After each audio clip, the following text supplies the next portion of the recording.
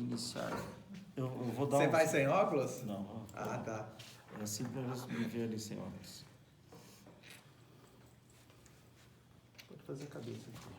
Boa tarde, pessoal. Hoje fazendo uma filmagem especial e fazendo uma divulgação especial, porque estamos no Instagram com o IGTV, estamos também no nosso Facebook e aquilo que a gente sempre fala, né?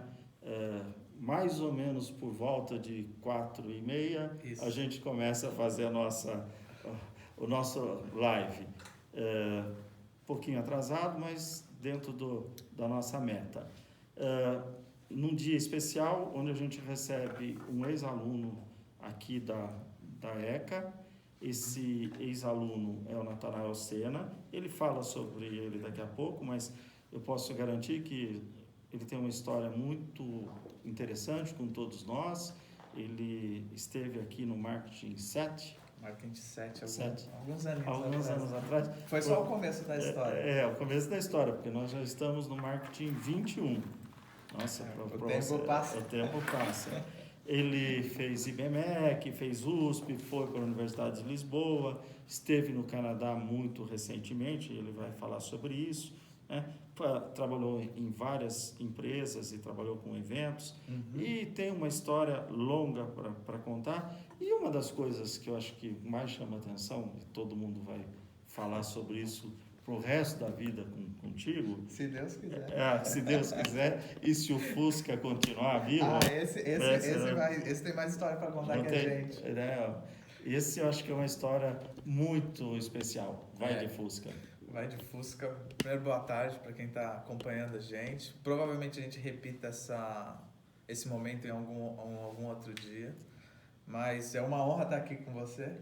Acho que eu comecei aluno e acho que hoje eu virei amigo já.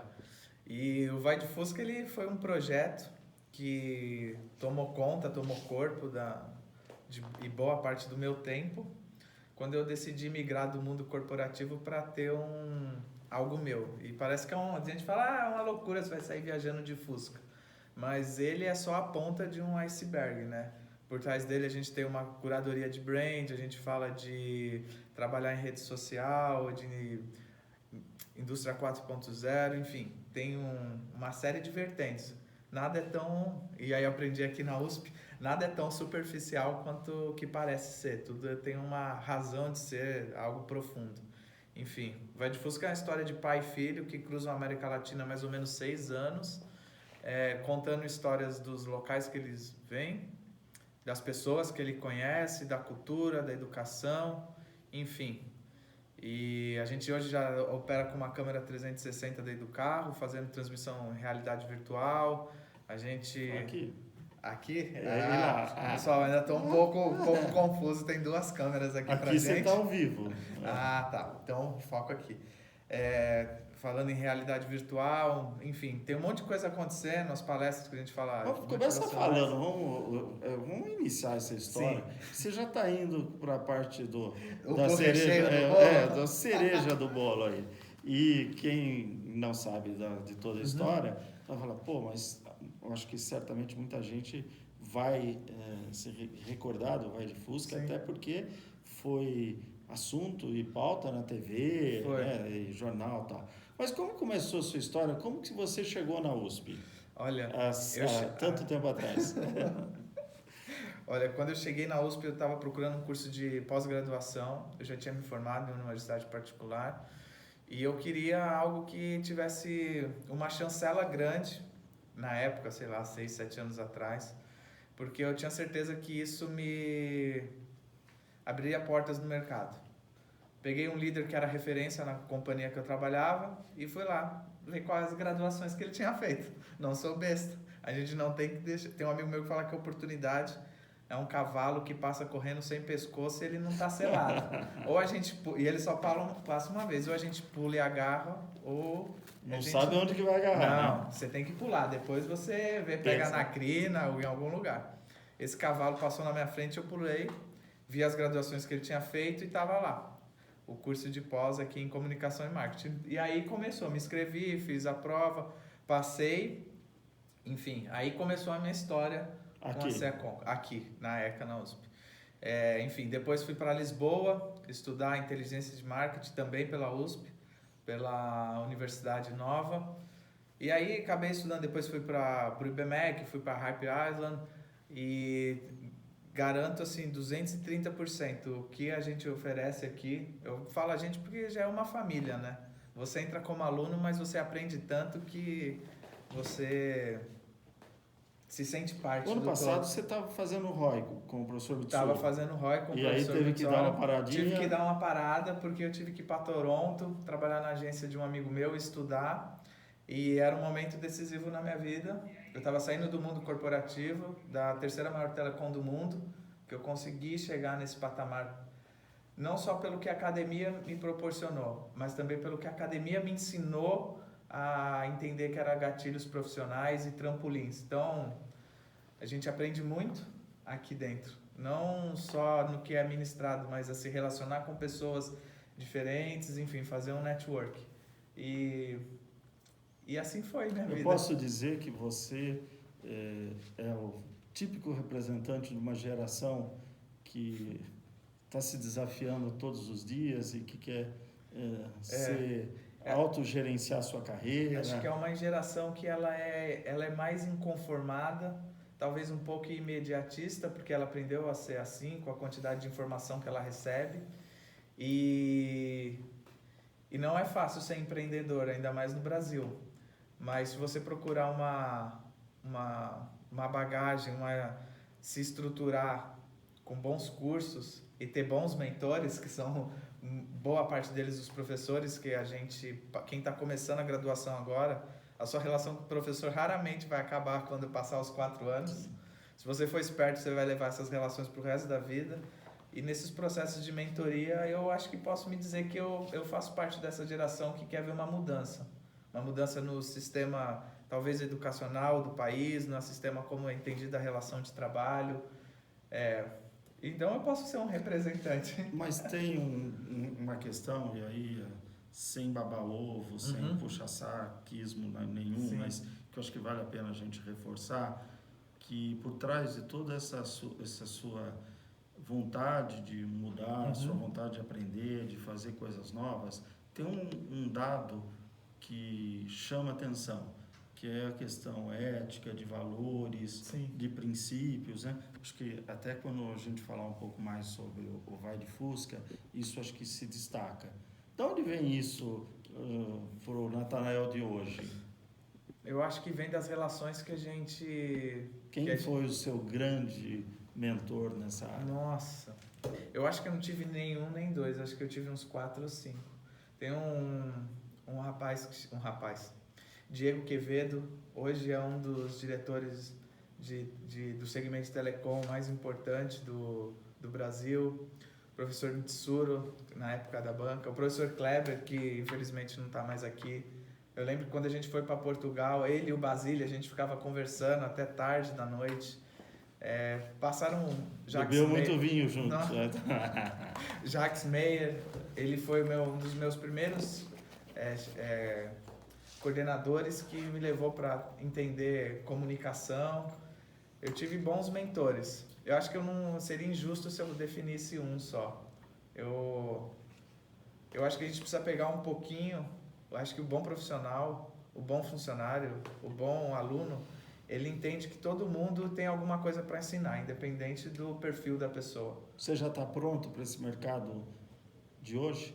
Já. Esse mercado ele está em constante mudança. Então, você precisa estar sempre pronto e sempre antenado no que está acontecendo lá fora. Até por isso eu saí do país, voltei agora, poucas semanas atrás. Porque o que você viu de tão diferente no Canadá? A relação com a tecnologia é outra. A gente fala por exemplo, eu tive a chance de visitar a Tesla algumas vezes e a gente já fala de veículos autônomos que você não tem intervenção humana para dirigir, você seta o seu endereço como se fosse um Waze, entra no carro, ele fecha as portas sozinho e você segue. O futuro, de fato, ele é elétrico. A gente vê plantação de vinho já sendo totalmente feita por energia solar. A gente vê a própria Tesla fabricando placas solares para as casas, que essas placas armazenam a energia para que quando existir uma queda ou quando a energia estiver sendo com valor mais alto, ela usa o que está armazenado. Então a gente vê uma outra relação que o governo ajuda a puxar. Então, por exemplo, hoje se você compra um carro nos Estados Unidos ou na América do Norte, você tem um desconto para um carro elétrico de $6 mil, $7 mil, um carro de $30 mil. Você vê que os carros autônomos eles usam como referência as faixas que são pintadas de trânsito para poder fazer curvas sozinhas. Então, quando a gente vem para o Brasil, você vê que a relação muda um pouco. A gente ainda sente falta de um governo mais ativo, mais preocupado ou que não seja puxado pelas empresas. Eu percebi muito esse processo inverso.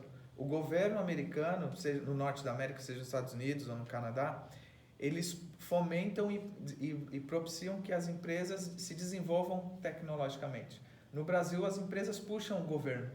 Então, a gente está como academia ou como corporação, a gente está sempre, às vezes, precisando ajuda do governo para algo, que é o contrário. Hoje, se a gente falar, por que não tem um carro autônomo no Brasil? Vamos pegar um exemplo simples, como que estão as nossas faixas de trânsito por onde os carros seguiam, que usam como referência para fazer as curvas. Te encontra ainda lugar com coisa básica, uma faixa mal pintada.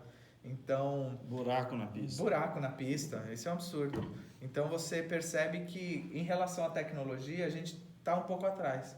Mas eu acredito muito que apesar de todo mundo falar que o mundo é tecnológico, o mundo é digital, eu acho que o mundo, a base dele é ser analógico. O analógico no sentido de ser mais humano. O Brasil ainda tem uma peculiaridade que é essa parte humana dele. Isso não tem em lugar nenhum do mundo.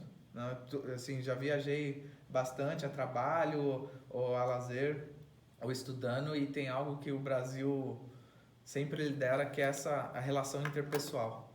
Isso aqui não tem lugar nenhum. Então, o que você está dizendo é que eu preciso da tecnologia, mas eu preciso dessa tecnologia para o bem comum. Precisa do fator humano atrás. Sempre vai ter alguém que vai desenvolver. Quando a gente fala, a inteligência artificial vai tomar um monte de empregos, simplesmente ele vai ser um novo modelo de você pensar. Quando a gente fala em indústria digital, é um novo modelo de você pensar digitalmente. Mas do mesmo jeito que a tatilografia tirou do mercado pessoas que eram especialistas nisso, a gente tem o computador, a gente tem outras formas de digitar. Tá. Vamos falar, o Uber acabou os aplicativos acabaram com os taxistas. O modelo foi reinventado. Sim. E a gente precisa se ajustar. Hoje, por exemplo, a gente está fazendo uma live. Quando anos atrás, todo o processo de disruptura do mercado, ele causa um incômodo. Imagine falar da USP fazendo uma live 10 anos atrás. Provavelmente ia ser um absurdo, porque o modelo educacional hoje não compreende isso. E, enfim, o fator humano ele sempre vai estar ali, ele que vai puxar essa linha. Chegou a hora de falar então do Vai de Fusca.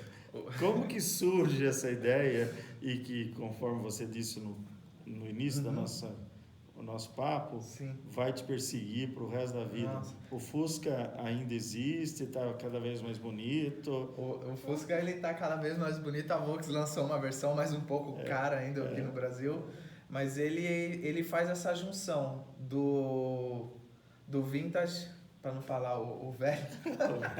O velho novo? O velho novo, o vintage, o passado com o futuro. E a gente traz um resgate de uma questão de simplicidade com inovação.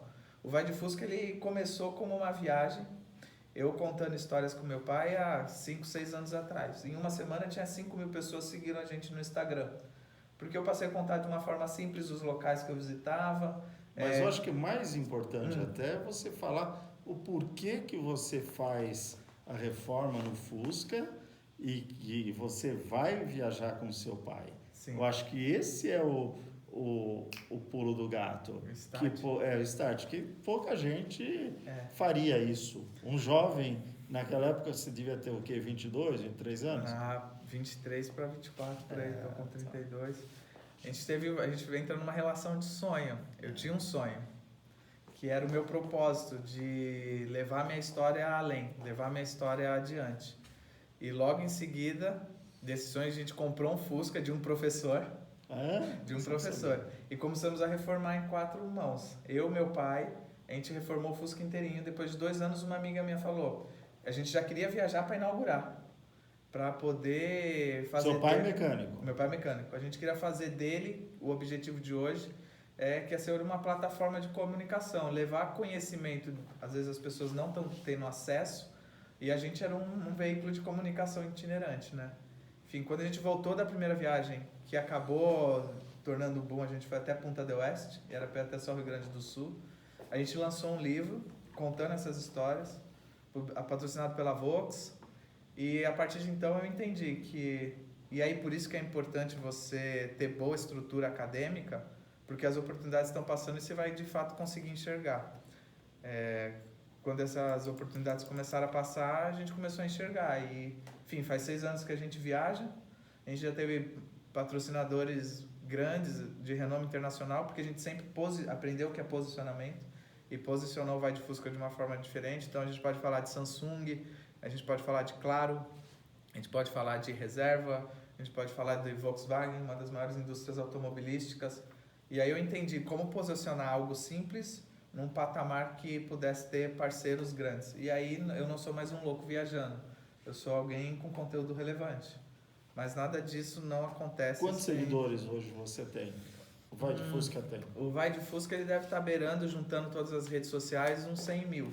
Interessante que a gente vê uma transformação. Por exemplo, a gente falava de Periscope quando a gente começou, que nem existe mais, né? A gente transformava Snapchat, ele não quis vender, o Zuckerberg foi lá e fez o que fez. Agora a gente tem tudo em um canal só. A transformação acontece em tempo todo e a gente precisa ser maleável o suficiente para entender que o que a gente sabe hoje, independente da sua bagagem, precisa ser reinventado para amanhã. E hoje você está trabalhando, fazendo as viagens, saindo com o seu pai, com a sua amiga, como é que é essa história toda? Fazendo palestras? Fazendo palestra. Hoje a gente entendeu, me desliguei do modelo corporativo como ele é. Eu atendo como uma consultoria de comunicação e branding de content, gerando conteúdo relevante para as marcas. A gente faz muita palestra, porque você precisa ter uma base acadêmica para ter relevância no discurso. Então, a gente fala de motivação, a gente fala de superação de desafio, em cima de todas essas formações que eu tive e, mais principalmente, em cima do Fusca, porque a relação nunca vai ser algo inovador que você fez. O Jobs, quando fez... Não dá para ser Vai de Chevette? Não dá. O Fusca ele tem um apelo mundial, ele foi um dos carros mais vendidos no mundo e ele tem uma relação... A primeira fábrica no Brasil foi de São Bernardo, de onde a gente saiu. Então ele transcende pai e filho. E você é de lá? Eu sou de lá. O Fusca ele é um carro amigável. Então quando a gente pega qualquer produto que tem uma disruptura, seja lá quando o iPod no começo ou o iPhone quando reuniu os 3 produtos em um, agora a gente fala do Elon Musk querendo povoar Marte. Primeiro, não é o produto, ele é a ponta do iceberg. O que vem por trás é toda a disruptura, a parte ideológica, a parte sentimental, o sonho por trás. Isso que faz a pessoa comprar. Sim. Podia ser um mouse, sei lá, um mouse. Isso aqui é um mouse azul. O que fez você comprar um mouse azul é o que está por trás da história dele. De às vezes não ser mais um da tecnologia, um mouse sem fio, enfim. E a gente pegou tudo isso, todos esses conceitos que aparentemente parecem não existir e aplicou no Vai de Fusca. Enfim, e estamos aí, rodando. Você não trouxe um Vai de Fusca para eu não trouxe. O Fusca ele ficou mais importante do que eu. Hoje ele fica guardado numa garagem. A gente tem outros 3 Fuscas. E quer dizer que já tem 3? Já tem 3. Tem um 84, 64 e 65. Esse que a gente dependendo do evento, dependendo do cliente, o quanto ele pagar, a gente tira o mais antigo Mas hoje ele não sai. A gente tem um zelo por ele, porque se acontecer alguma coisa, é um pedaço do projeto, né? O terceiro membro. Sim, ele não dá, ele fica guardado numa garagem. Tem feito muitas palestras? Tenho feito, fiz algumas fora do Brasil e agora estou com mais 2 esse ano até final de dezembro, para falar de novo começo, né? Sim. Que é um constante... O Vai de Fusca ele acaba sendo um gancho para desdobrar outros assuntos. Nossa, e fala uma coisa para mim. Dentro dessa sua história toda, desse seu envolvimento, como é que fica a questão de planos futuros, né? Eu sei que você está pensando agora no mestrado, Sim. quer voltar para Portugal. Portugal, ó, entre Portugal e Canadá, se eu puder dar um conselho para alguém, vá para Portugal. Vá para Portugal, porque ali acho que é mais aconchegante, mais acolhedor, eles estão mais próximos da gente. Os meus planos é continuar com a minha consultoria, o Vai de Fusca, ele continua sendo o carro-chefe dos meus recursos hoje, porque ele abre portas, e seguir com o mestrado. A gente quando fala da Nova, que é uma das universidades referentes, para quem não sabe, ela é referência na Europa, se eu não me engano, é conceituada entre a quinta melhor universidade da Europa, não é? Não, ela está hoje, em termos de marketing intelligence, é a melhor do mundo. É a melhor do mundo. Olha só, vou até ajustar lá no meu LinkedIn. Você pode ajustar. Quando eu fiz fazia tanto tempo. A ideia é fazer um mestrado, porque o mestrado ele abre portas, principalmente para dar aula, que é um caminho que o Brasil ele precisa de uma força, precisa de muita gente empurrando essa porta para ela se abrir. Eu estou indo para Portugal logo. Posso ir de Fusca? Pode, vamos junto. Sozinho você não vai. Vamos junto, nós colocamos num navio aí. Vamos de Fusca. Eu adoraria fazer um circuito por Portugal. Pessoal, a gente poderia ficar conversando aqui por horas e horas. O nosso diretor, o Rubens, colocou, né, os links. Eu falo para lá ou falo para cá? Para essa daqui. Né?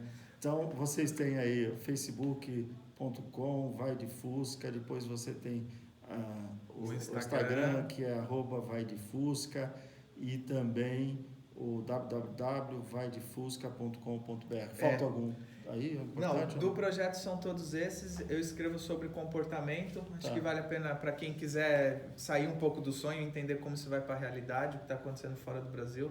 Falo sobre inovação e comportamento numa coluna da revista Consumidor Moderno. Que é um parceiro nosso.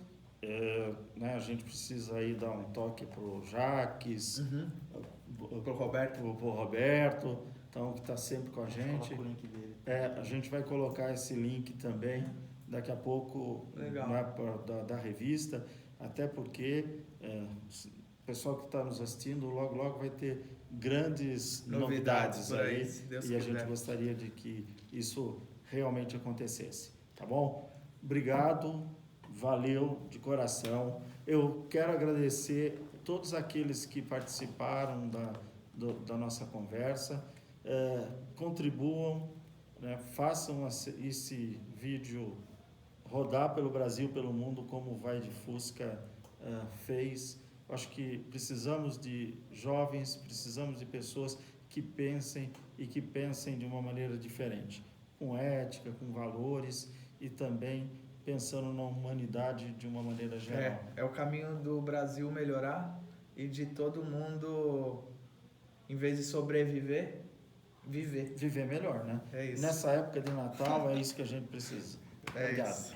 Ali. Agora tem outra câmera, pessoal. Tchau para vocês. Agora a gente vai dar tchau para cá. Tchau para lá. Obrigado, pessoal das redes sociais que nos estão acompanhando. E, por favor, circulem o máximo esses vídeos. Nós estamos agora, última notícia, com o novo site do SEACOM entrando no ar. Tá certo, diretor? Obrigado. Ele não queria que eu falasse, mas tudo bem. Muito bom. Obrigado.